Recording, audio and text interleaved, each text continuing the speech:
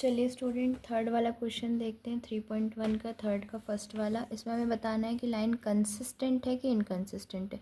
देखिए जिस भी कंडीशन में सॉल्यूशन आता है वो क्या हो जाती है कंसिस्टेंट, और सॉल्यूशन नहीं आता तो क्या होती है इनकंसिस्टेंट। तो दो कंडीशन है a1/a2 not equal to b1/b2 and a1/a2 equal to b1/b2 equal to c1/c2। इन दोनों कंडीशन में ही ये क्या आएगा कंसिस्टेंट, और बाकी जो a1/a2 equal to b1/b2 and not equal to c1/c2 ये पैरेलल लाइन होती है, इसमें नहीं सॉल्यूशन नहीं आता तो ये क्या होता है आपका इनकंसिस्टेंट। तो अब देख लेते हैं, हम इन्हें कंपेयर करते हैं। a1x plus b1y plus c1 equal to 0, a2x plus b2y plus c2 equal to 0। तो a1 कितना हो गया 3, आपका b1 हो गया 2 एंड c1 हो गया 5। ठीक है, माइनस का 5 अगर हम इधर ले जाते तो ये -5 हो जाता।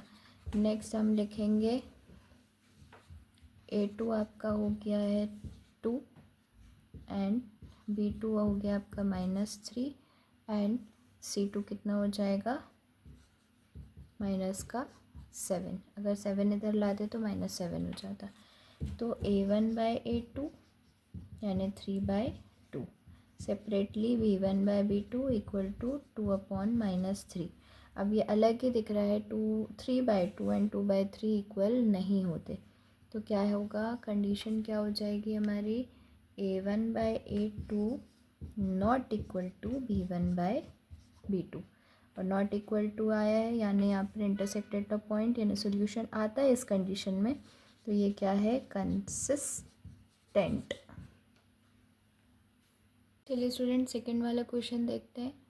इसमें आपका a1x plus b1y plus c1 equal to 0, a2x plus b2y plus c2 equal to 0।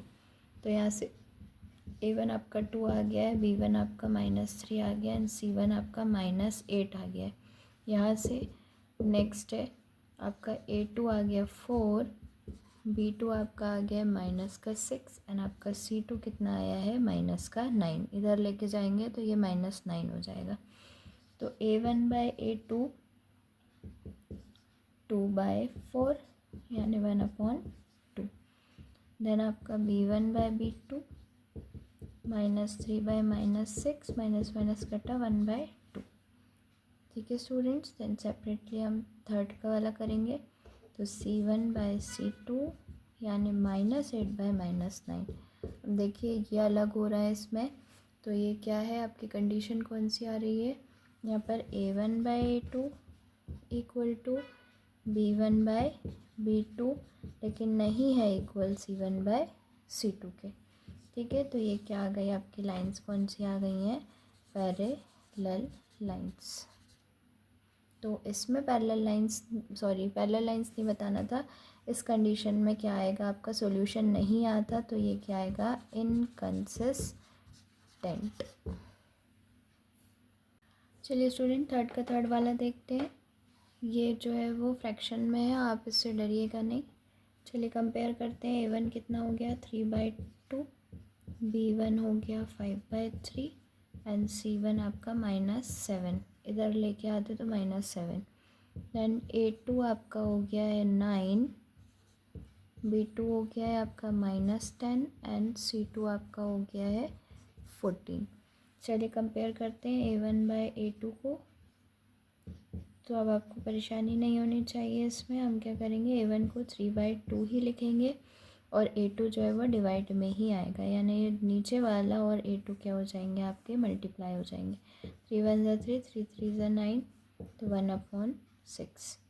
Next separately हम b1/b2 करेंगे तो 5/3 इंटू नीचे क्या रहेगा -10।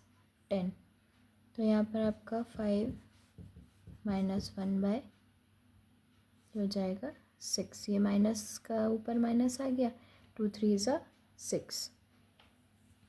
अब आप देखिए कि -1/6 और 1/6 आपका जो है वो सेम नहीं होते हैं। तो a1/a2 is not equal to B1/B2, तो ये क्या आ जाएगा, कंसिस्टेंट।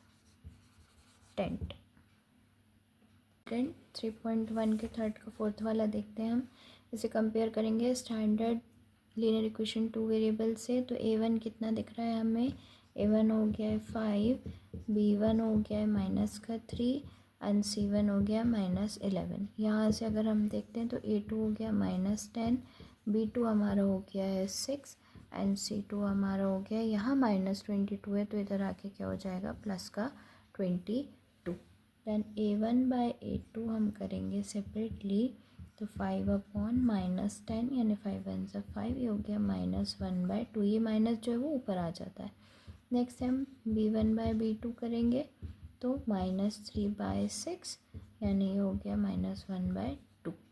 लास्ट हमारा बचा हुआ है C1/C2, तो -11/22, ये भी हो गया -1/2।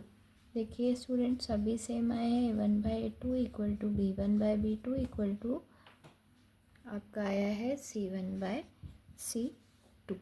तो देखिए ये कंडीशन होती है जब कोइंसिडेंट लाइन होती है एंड इसके इन्फिनेटली मैनी सॉल्यूशंस होते हैं, तो ये क्या आ जाएगा, आपका सॉल्यूशन आ रहे हैं तो कंसिस्टेंट।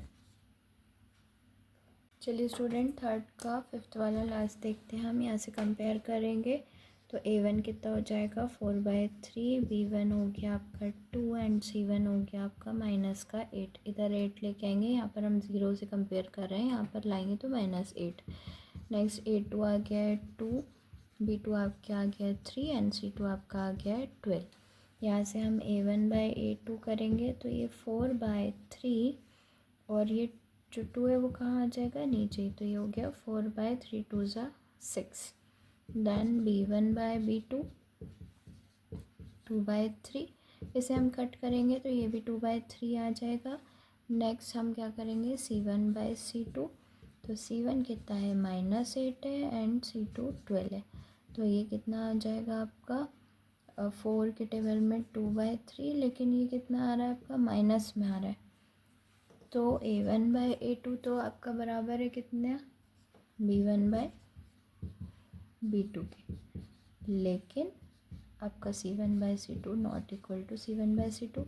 ये कंडीशन कब आती है, जब पैरेलल लाइन होती है, तो नो सॉल्यूशन नहीं है, तो ये क्या आएगा, इनकंसिस्टेंट।